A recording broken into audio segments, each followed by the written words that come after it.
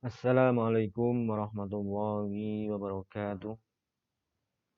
Nahmaduka rabbi kama 'allamtana an nahmad wa nusalli wa nusallimu ala sayyidina Muhammad wa ala ali sayyidina Muhammad. Amma ba'd. Fa ahlan wa marhaban bikum jami'an fi hadzal liqa'. Eh, Jumpa lagi di pertemuan yang kelima kali ini dengan mata kuliah Studi Quran dan Hadis bersama saya Bapak Muhammad Anik dan para mahasiswa dan mahasiswi FEBI IAIN Kudus yang saya cintai. Pada pertemuan yang kelima kali ini kita akan membahas tema dan topik pembahasan yakni mengenai asbabun nuzul atau sebab-sebab turun. Yang dimaksud di sini adalah turunnya Al-Quran.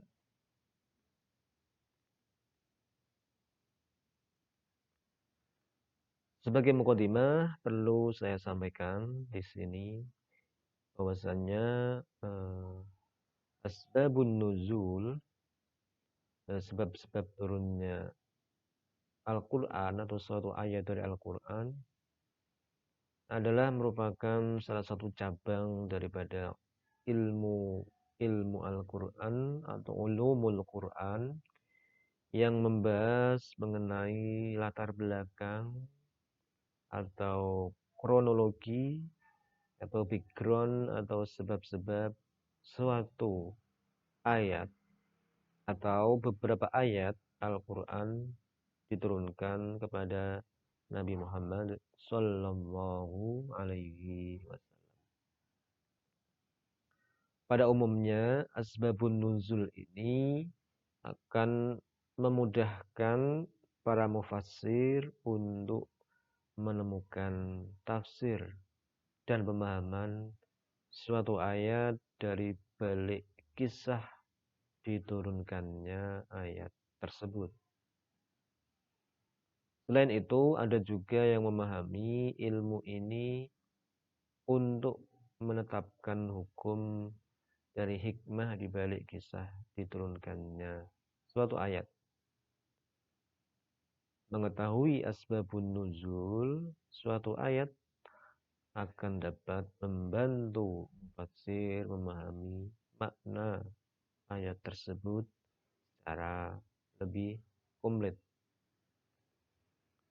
Adapun pengetahuan tentang asbabun nuzul suatu ayat di sini dapat memberikan dasar yang kokoh untuk menyelami, menghayati dan mentadabburi makna suatu ayat Al-Quran. Kita awali dengan pengertian daripada asbabun nuzul itu sendiri.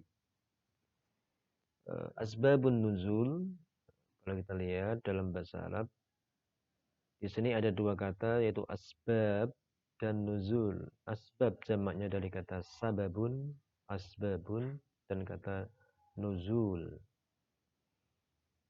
Ini adalah susunan dua kata dalam bahasa Arab yang dikenal dengan idhofah. Yang satu mudhaf dan yang dua mudhaf.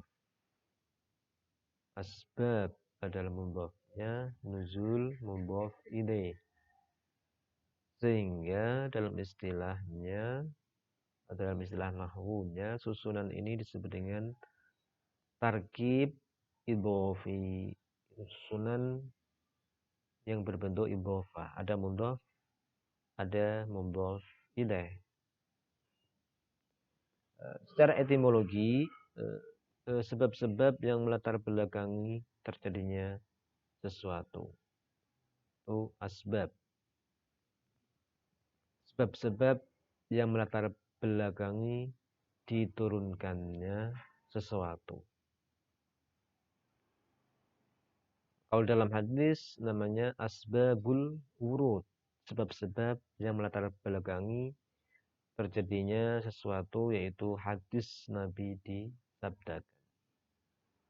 Asbabun nuzul, sebab-sebab yang melatar belakangi terjadinya sesuatu, yaitu diturunkannya Al-Quran kepada Nabi. Jadi kalau dalam istilah Al-Quran namanya asbabun nuzul, sedangkan dalam hadis namanya asbabul wurud. Wurud itu waroda, dari kata waroda, itu datang dari Nabi. Sebab-sebab yang melatar belakangi hadis itu datang dari Nabi Shallallahu Alaihi Wasallam. Adapun secara terminologi atau istilahan, di sini dikatakan bahwasannya asbabun nuzul adalah kejadian atau peristiwa yang melatar belakangi turunnya ayat Al-Quran dalam rangka menjawab, menjelaskan, dan menyelesaikan masalah-masalah yang timbul dari kejadian tersebut. Imam Al-Ja'bari membagi Al-Quran dari segi kronologi diturunkannya dalam dua bagian. Yang pertama adalah turun dengan sendirinya tanpa adanya sebab atau pertanyaan, yang dikenal dengan nuzul ibtidaan, nuzul ibtidai. Sedangkan yang kedua adalah turun karena adanya suatu sebab, seperti peristiwa atau kejadian atau pertanyaan-pertanyaan yang ditujukan kepada Nabi, kemudian turunlah ayat sebagai jawaban, sehingga dikenal dengan istilah nuzul sababi, nuzul ibtidai dan nuzul sababi. Itu pembagian ayat Al-Quran secara global atau secara umum. Ada ayat yang turun tanpa sebab, ada ayat yang turun dengan sebab. Mana yang paling banyak? Yang paling banyak adalah ayat itu turun tanpa ada sebab.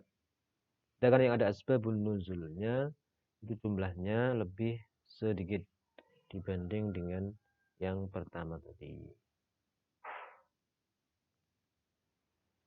Adapun urgensi dan fungsi daripada asbabun nuzul, di sini menurut mayoritas ulama atau jumhur al-ulama, mereka mengatakan bahwa pengetahuan tentang asbabun nuzul sangat penting fungsinya, terutama agar terhindar dari kesalahan yang mungkin terjadi dalam proses memahami maksud Al-Quran. Adapun kegunaan pengetahuan atau ilmu asbabun nuzul diantaranya, satu, memberi petunjuk tentang hikmah yang dikehendaki. Yang kedua, merupakan cara yang efisien untuk memahami kandungan dan isi ayat-ayat Al-Quran. Yang ketiga, menghilangkan kemusykilan dalam pemahaman ayat.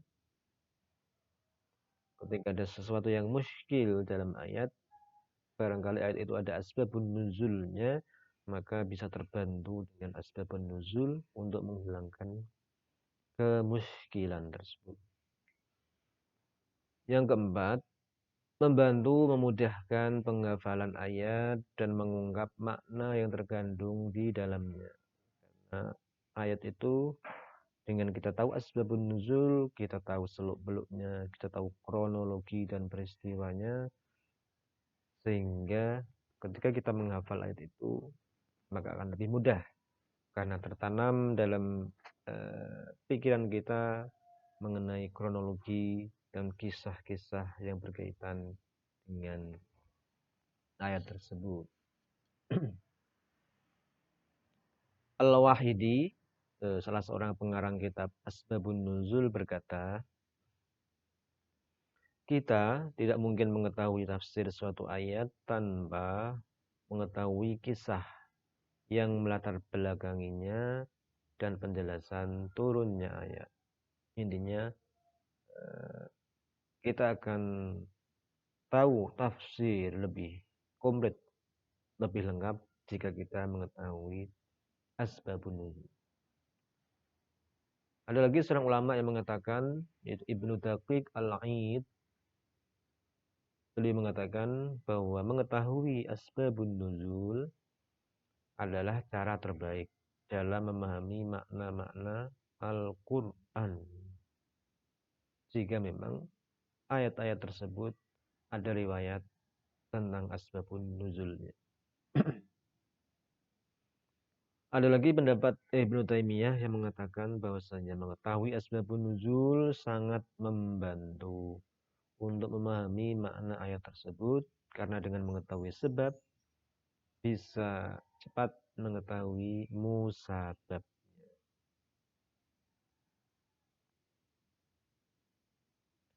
Adapun cara atau metode bagaimana kita mengetahui asbabun nuzul dari suatu ayat Al-Quran. Metode dan cara untuk mengetahui asbabun nuzul adalah dengan merujuk, mereferen kepada sumber-sumber yang valid, yaitu riwayat-riwayat hadis Nabi yang berkualitas sahih. Tapi bila ada hadis-hadis Nabi yang tampak berbeda tentang asbabun nuzul pada ayat-ayat tertentu, maka terhadap hadis-hadis tersebut perlu dilakukan yang namanya tahqiq.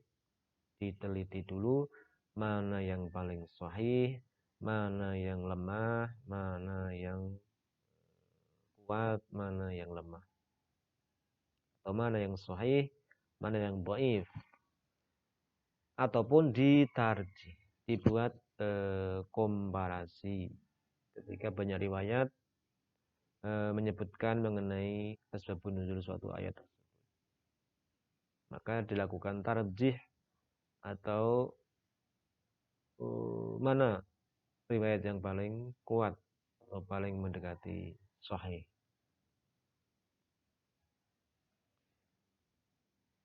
Al-Wahidi juga mengatakan bahwa pengetahuan tentang sebab-sebab turunnya ayat Al-Quran bisa sampai kepada generasi seterusnya adalah berdasarkan riwayat. Riwayat yang dimaksudkan di sini adalah riwayat yang bersumber dari para sahabat Nabi, karena merekalah orang yang hidup sezaman dengan Nabi, orang yang menjadi saksi sejarah turunnya Al-Quran kepada Nabi. Jadi sumber kita adalah riwayat dari mereka semua mengenai asbabun nuzul. Bahkan Imam As-Suyuti yang pengarang kitab Tafsir Jalalain, salah satunya adalah Imam Suyuti, mempertegas lagi bahwa sahabat tersebut yang membawa riwayat mengenai asbabun nuzul itu harus melihat langsung atau jadi saksi langsung ayat atas turunnya ayat tersebut kepada Nabi, bukan melalui perantara orang lain. Artinya sahabat tadi menjadi saksi, menyaksikan langsung, bukan dia mendapatkan kabar dari sahabat yang lain. Pernyataan di atas menegaskan bahwa persoalan ini harus bersumber dari sumber yang jelas dan valid. Maka tidak berlaku sebab nuzul yang dibuat sendiri oleh sebagian ulama yang tidak jelas sumber dan referensinya.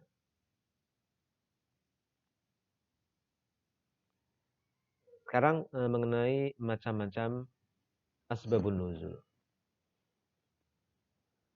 Bagaimana redaksinya atau riwayatnya asbabun nuzul ini?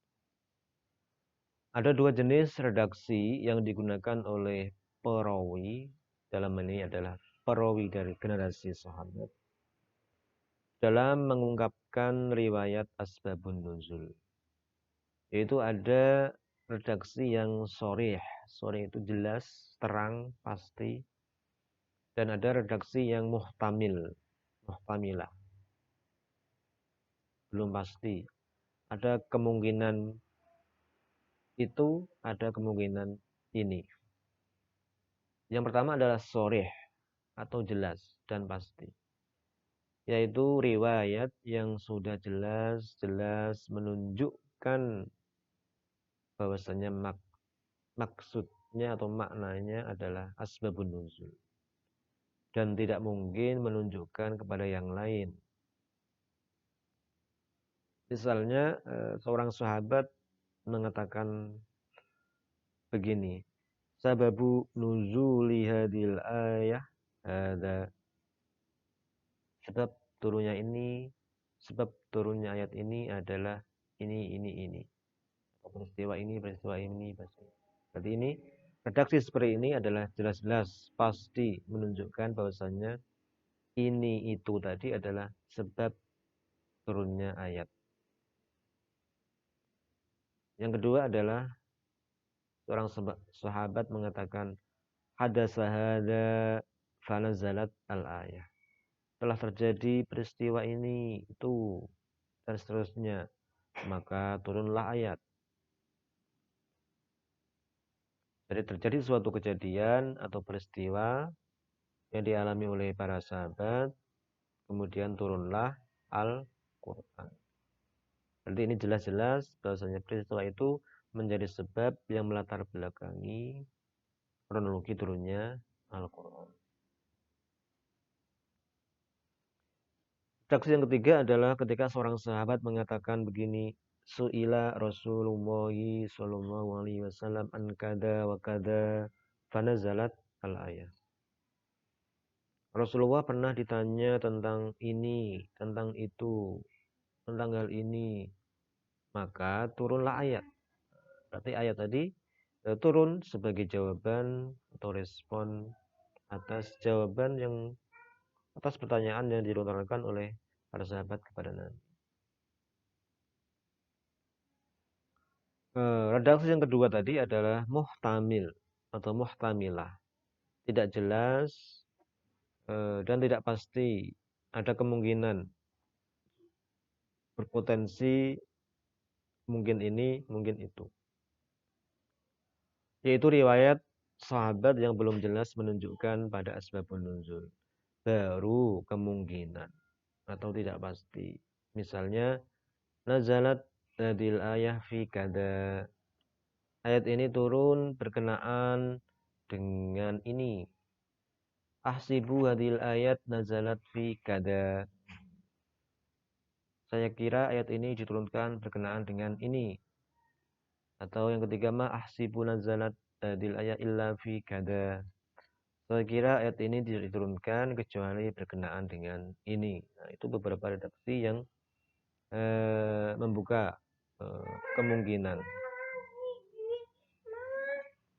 Adapun contoh asbabun nuzul, adapun ayat yang diturunkan karena suatu peristiwa menurut Az-Zarqani itu ada 3 bentuk. Az-Zarqani ini salah seorang ulama kontemporer atau modern yang mengarang kitab Ulumul Quran. 3 bentuk itu adalah satu, peristiwa khusumah, terjadi peristiwa pertengkaran atau perselisihan yang sedang berlangsung. Semisal perselisihan antara kelompok suku Aus dan Khazraj di Madinah yang disebabkan oleh rekayasa kaum Yahudi atau fitnah atau agitasi dari kaum Yahudi sampai mereka berteriak, As-silah, ayo angkat senjata. Dari kejadian ini turunlah beberapa ayat dari surah Ali Imran yang dimulai dari ayat 100 hingga beberapa ayat berikutnya. Qala ta'ala يا أيها الذين آمنوا إن تطيعوا فريقا من الذين أوتوا الكتاب يردوكم بعد إيمانكم كافرين. Wahai orang-orang yang beriman, jika kalian mengikuti sebagian dari orang-orang yang diberi Alkitab, orang-orang Yahudi, niscaya mereka akan mengembalikan kalian menjadi orang kafir sesudah kalian beriman. Yang kedua adalah peristiwa kesalahan seorang yang tidak dapat diterima akal sehat. Seperti orang yang masih mabuk mengimami sholat sehingga ia salah dalam membaca surah Al-Kafirun. Ketika membaca Qul ya ayyuhal kafirun la a'budu ma ta'budun wa la antum a'biduna ma a'bud wa la ana a'budu ma abattum wa la ana a'budu ma abattum lakum dinukum waliyadin. Konon dalam riwayat itu ketika membaca Qul ya ayyuhal kafirun la a'budu, la-nya ini tidak dibaca. Sehingga akan merubah arti menjadi perubahan yang fatal atau total, berubah total. A'budu ma ta'budun. Yang aslinya la a'budu, aku tidak menyembah apa yang kalian sembah. Nah, ketika la-nya dihilangkan, berarti aku menyembah apa yang kalian sembah. Berarti menjadi kacau maknanya. Menjadi berubah total. Kemudian turunlah ayat dari surah An-Nisa ayat 43. Ya ayyuhalladzina amanu la taqrabus shalah la taqrabus shalata wa antum sukara hatta ta'lamu ma taqulun. Wahai orang-orang yang beriman, janganlah kalian sholat sedang kalian dalam kondisi mabuk sampai kalian mengerti apa yang kalian ucapkan. Yang ketiga adalah peristiwa mengenai cita-cita dan harapan. Seperti muwafaqat atau persesuaian dan kecocokan Sayyidina Umar. Kita tahu bahwasanya Sayyidina Umar ini punya keistimewaan, punya banyak ide-ide atau inisiatif yang kemudian turun ayat membenarkan idenya tersebut. Sayyidina Umar berkata, aku ada persesuaian dengan Tuhanku dalam 3 perkara. Aku katakan kepada Rasul, bagaimana kalau makom Ibrahim kita jadikan tempat sholat. Maka turunlah ayat, وَاتَّخِذُوا مِن مَّقَامِ إِبْرَاهِيمَ مُصَلًّى.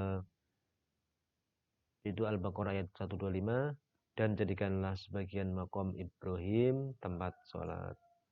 Ya, makom Ibrahim di sini adalah petilasan kalau yang ada di sekarang di tempatnya di sebelah Ka'bah. Dari situ adalah ada batu bekas telapak kaki Nabi Ibrahim ketika membangun Ka'bah sebagai tangga atau batu pijakan ketika meninggikan dinding Ka'bah. Itu yang dikenal dengan makom Ibrahim. Jadi ketika habis tawaf, kita disunahkan untuk sholat 2 rakaat di sekitar makom Ibrahim atau tugu tilasan Nabi Ibrahim. Itu yang pertama. Yang kedua, dan aku berkata, wahai Rasulullah, Sayyidina Umar berkata kepada Rasul, sesungguhnya di antara orang-orang yang menemui istri-istrimu ada yang baik atau al-barru, dan ada yang jahat al-fajir.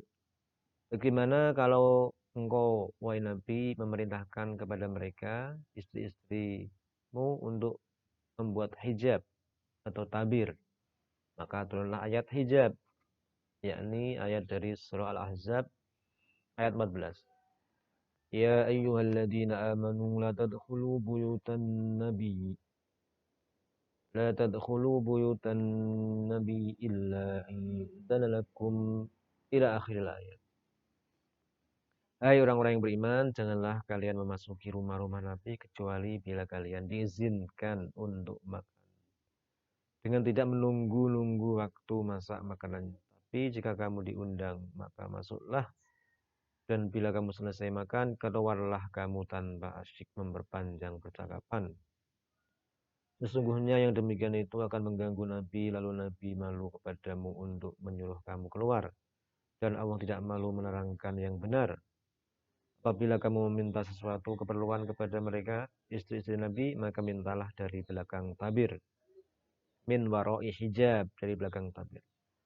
Cara yang demikian itu lebih suci bagi hatimu dan hati mereka, dan tidak boleh kamu menyakiti hati Rasulullah, dan tidak pula mengawini istri-istrinya selama-lamanya sesudah beliau wafat. Sesungguhnya perbuatan itu adalah amal besar, amat besar dosanya di sisi. Ini adalah ayat hijab yang turun sesuai dengan inisiatif daripada Sayyidina Umar radhiyallahu anhu.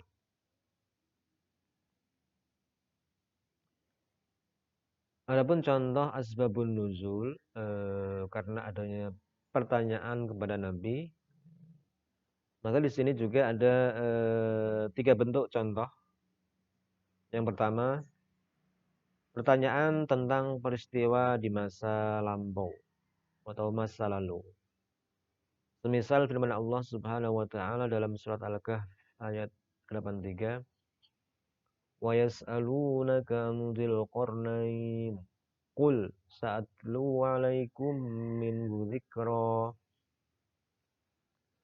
Mereka akan bertanya kepadamu wahai Nabi tentang siapa Dzulqarnain.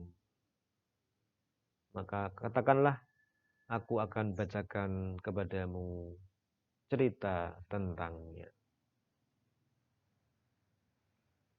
Ini orang-orang bertanya kepada Nabi tentang Dzulqarnain atau Alexander the Great. Yang kedua, pertanyaan tentang peristiwa yang sedang berlangsung di masa Nabi. Semisal firman Allah Subhanahu wa taala dalam surah Al-Isra ayat 85.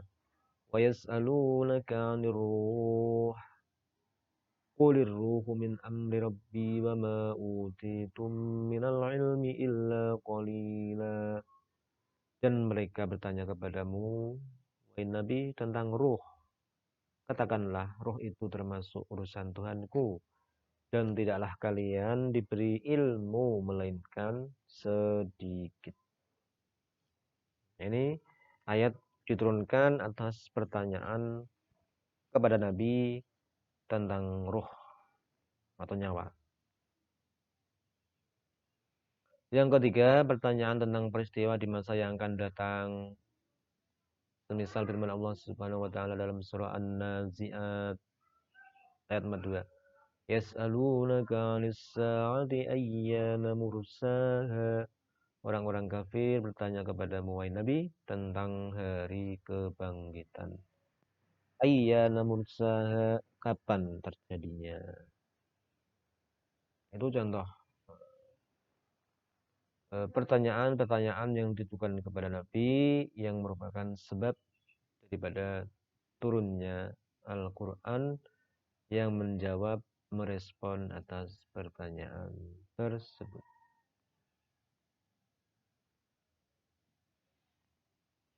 Nah, kemudian selanjutnya kita menuju pembahasan mengenai kategori asbabun nuzul itu sendiri. Jika dilihat dari segi jumlah sebab dan jumlah turunnya ayat, maka asbabun nuzul ini bisa dikategorikan menjadi 2. 1.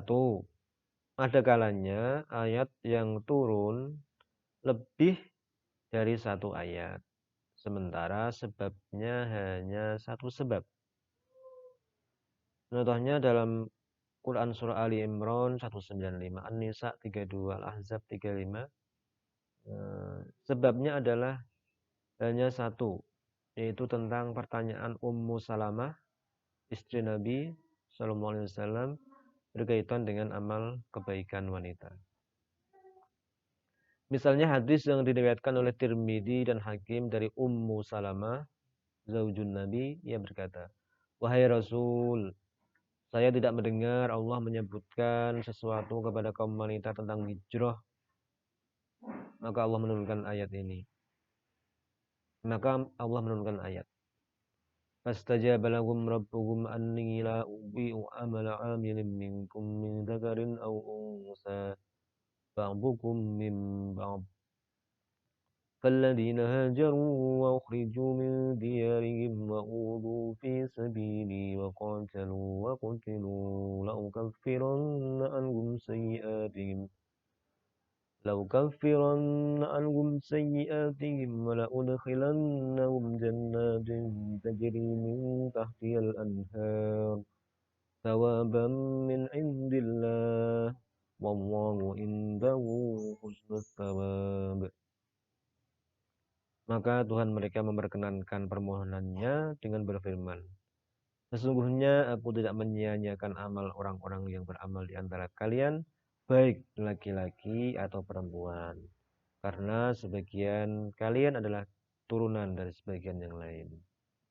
Jadi intinya kisah ini bahwasanya Ummu Salamah merasa iri karena amal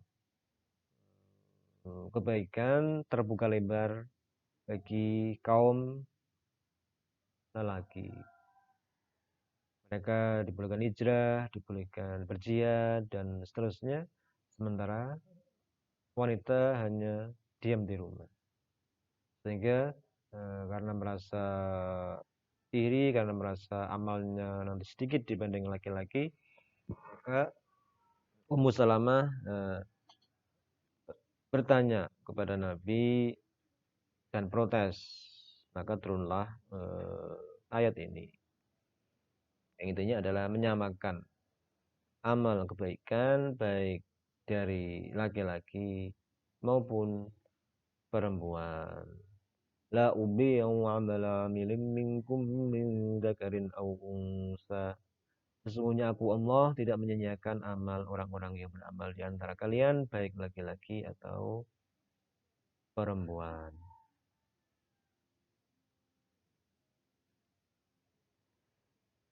Kemudian satu sebab tapi banyak ayat yang turun. Ada lagi riwayat dari Hakim dari Ummu Salamah karena saksi atau kisah ceritanya atau pelaku ceritanya adalah Ummu Salamah. Ia berkata, "Wahai Rasulullah, laki-laki disebutkan sedang perempuan tidak disebutkan." Maka turunlah ayat surah Al-Ahzab 34. Innal muslimina wal muslimati wal mu'minina wal mu'minat ila akhiril ayat. Sesungguhnya laki-laki dan perempuan yang muslim, laki-laki dan perempuan yang mukmin, laki-laki dan perempuan yang tetap dalam ketaatannya, dan seterusnya. Intinya sama saja laki-laki ataupun wanita dalam amal perbuatan. Kemudian yang ketiga riwayat juga dari Ummu Salamah bahwa ia berkata, laki-laki berperang dan perempuan tidak berperang, laki-laki berjihad, perempuan tidak berjihad. Dan kita mendapat warisan hanya setengah. Maka Allah menurunkan ayat dalam surah An-Nisa. ولا تتمنوا ما فضل الله به بعضكم على بعض للرجال نصيب مما اكتسبوا وللنساء نصيب مما اكتسبن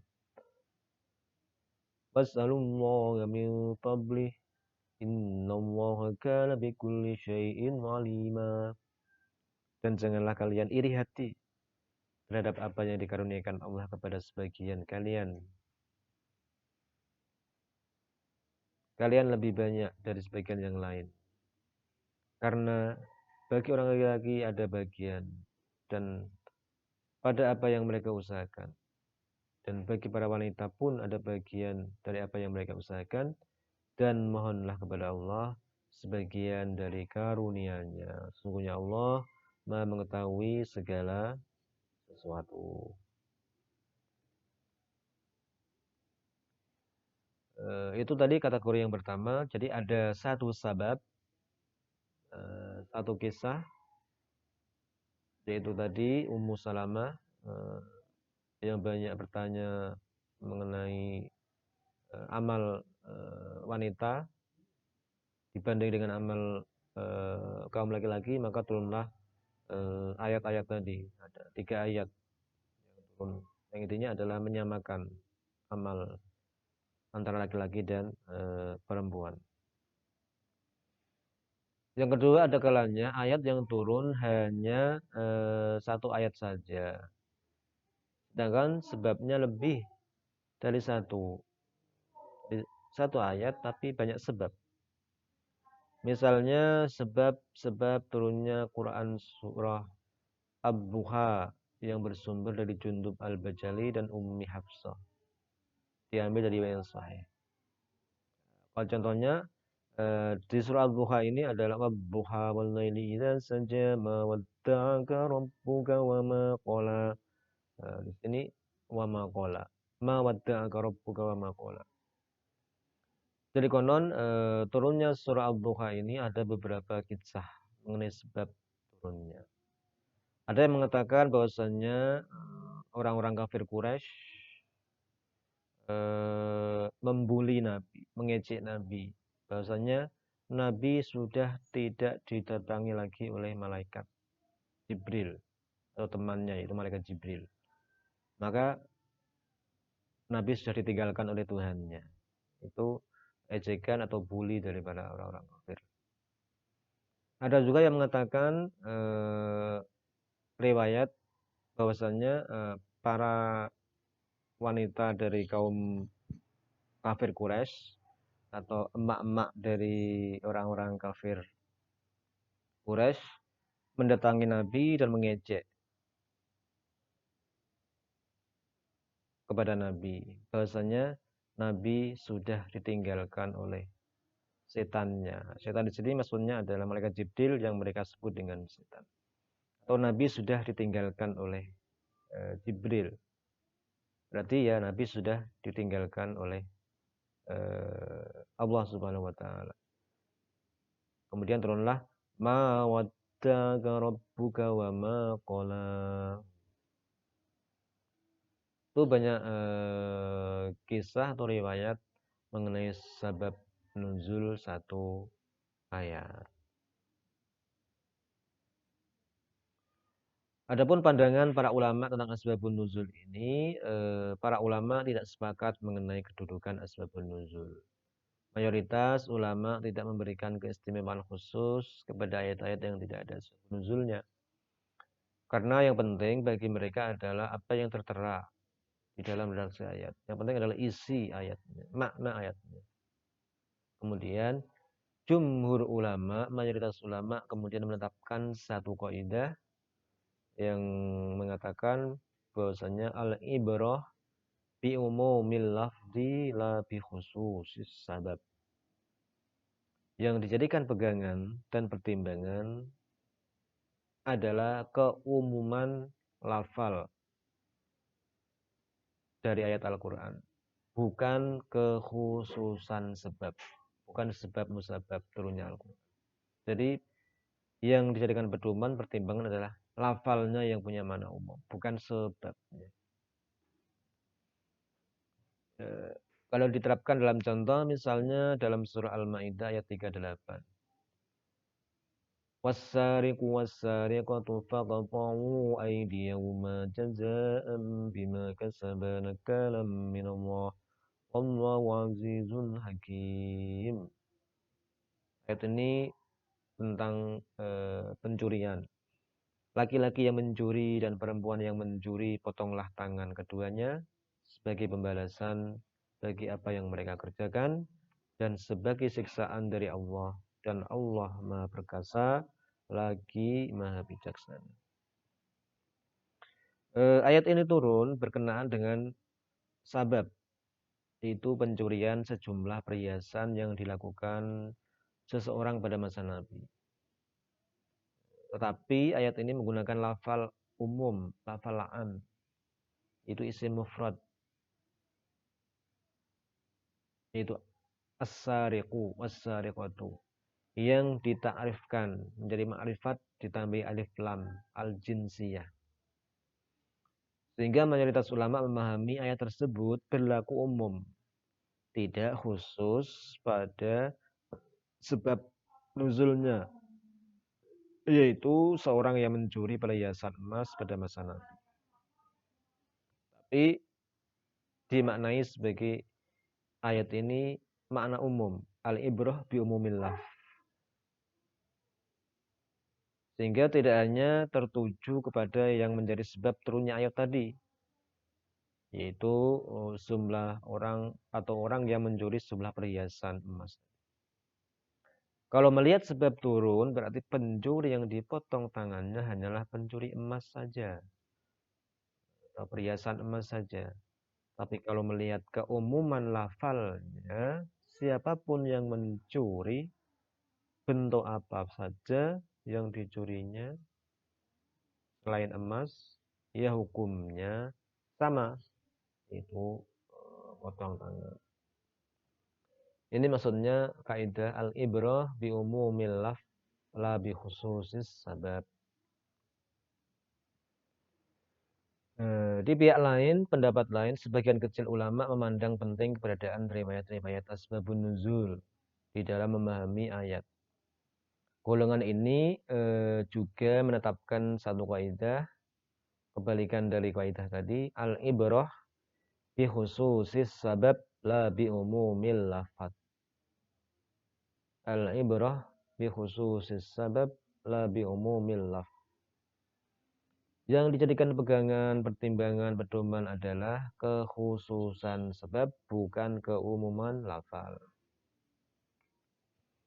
Contohnya di sini adalah Quran surah Al-Baqarah ayat 119.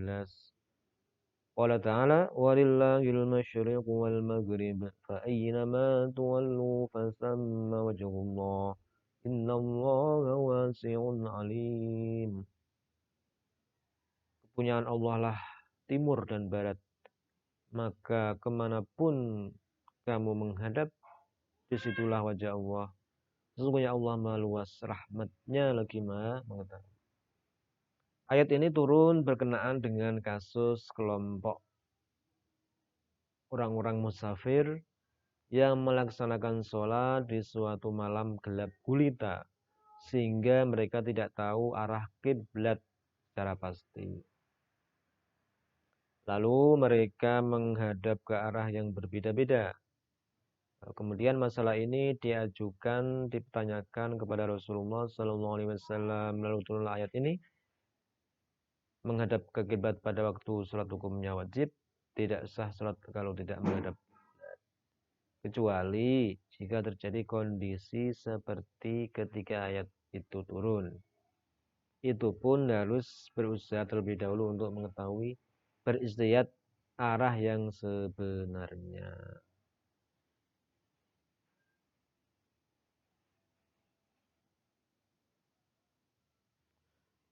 Maka hukum yang dipahami dari ayat tersebut ialah tidak wajib menghadap kiblat pada waktu sholat, baik dalam keadaan musafir atau tidak. Pemahaman seperti ini jelas keliru dan salah, karena bertentangan dengan dalil lain dan ijma' para ulama tentang wajibnya sholat menghadap kiblat. Kalau melihat kekhususan sebab dengan melihat asbabun nuzul ayat tersebut, hanya diperuntukkan bagi orang yang dalam kondisi tertentu, bukan dalam kondisi biasa atau bebas. Nah, itu kategori asbabun nuzul dan kaidah-kaidahnya yang telah ditentukan dan disebutkan oleh para ulama. Cukup sekian presentasi dari saya. Semoga bermanfaat dan menambah wawasan kita tentang ilmu Al-Quran, sehingga bisa kita jadikan pedoman setelah kita tahu, setelah kita punya ilmu tentang asbabun nuzul, kita semakin semangat untuk memahami dan menghayati serta mentadaburi ayat-ayat Al-Quran. Wallahul muwaffiq ila aqwamit thoriq. Assalamualaikum warahmatullahi wabarakatuh.